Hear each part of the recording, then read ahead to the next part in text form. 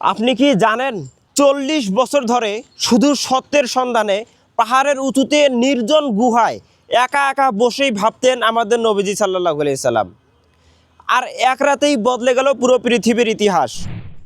প্রকৃতপক্ষে মানব জীবনের বাস্তব সমস্যার সমাধান দিয়ে যিনি জীবনধারার আমূল পরিবর্তন আনতে সচেষ্ট হবেন, তিনি পারিপার্শ্বিক হইচই হট্টগোল থেকে দূরে নির্জনতার কোলাহলমুক্ত পরিবেশে কিছুকাল একা থাকবেন, এটাই স্বাভাবিক।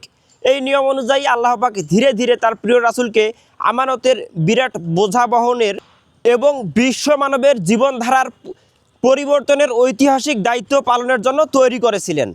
তাকে আমানতের জিম্মাদারি অর্পণের ৩ বছর আগেই নির্জনে ধ্যান করা তার জন্য নির্ধারণ করেই রেখেছিলেন।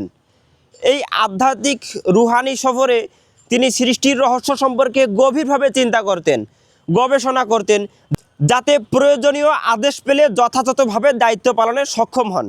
এভাবেই দিন যায়, মাস যায়, বছর যায়। যখন নবীজির বয়স ৪০ পূর্ণ হয়, ঠিক তখনই একদিন এমন ঘটনা ঘটল যা বদলে দিল পুরো পৃথিবীর ইতিহাস। হজরত জিবরাইল আলাইহিস সালাম ওহী নিয়ে আগমন করলেন। সেই ঐতিহাসিক মুহূর্তের ঘটনাটি জানতে চ্যানেলটি সাবস্ক্রাইব করুন এবং অপেক্ষা করুন।